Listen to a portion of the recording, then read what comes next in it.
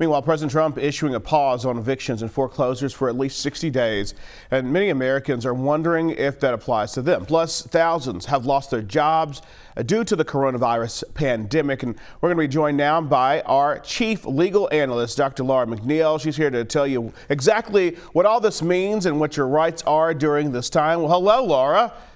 Hi, CE. I have not seen you for a while, so I'm glad to see your smiling face. We are, of course, social distancing, and Laura, you're looking great. She's at home, so she's looking great. So, well, recently we know, Laura, that President Trump issued that moratorium on evictions and foreclosures for 60 days. We first want to start, does that apply to everyone? No, and that's the misnomer. Even, my family members were calling. They were so excited. They're like, oh, we're going to get some relief. We were just laid off our jobs. They work in the hospitality management in Florida. And I said, no, no, no. It only applies to suspend evictions and foreclosures for people that are living in housing and urban development properties. And so they have to have FHA loans, essentially. So if your home is not mortgaged through federal government, like Fannie Mae is an example, you are not covered under Trump's initiative.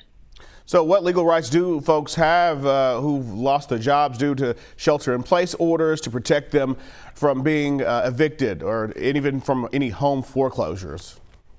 To be honest with you, unless you're in one of those generous states, I know that our cities, San Francisco, San Jose, Seattle, Los Angeles, have created citywide, essentially, measures that temporarily halt some or all eviction proceedings. But if you're not in one of those cities where you have a progressive mayor or governor in that state, you're really at the mercy of your employer. And so it's a really dangerous situation we're in because we're honestly not prepared. The law is not set up to protect our most vulnerable populations.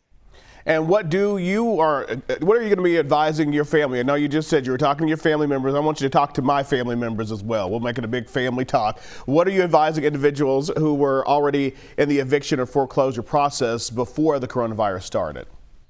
Unfortunately, again, even those that have loans or mortgages that are living in HUD properties, that's housing and urban development properties, if the proceedings for eviction or foreclosure started prior to the coronavirus, to be quite honest, you really don't have any legal protections. So I would tell our family members, you need to contact your mortgage lender, your landlord, tenant, and essentially say, I'm in a crisis here. And yes, I was behind before this started, but I need some mercy. Outside of that, if you are indeed a victim of the coronavirus in terms of a loss of income, then you need to everyone needs to be bombarding Twitter, Facebook, calling their state representatives, calling their state senators, their governors, and saying, we need a statewide ban on both evictions and foreclosures, not just 60 days, 90. And to be honest with you, at the end of the 90 days, I have to tell my family members, then what? The money is still due and they can start the eviction process. So it's really showing us this situation, the need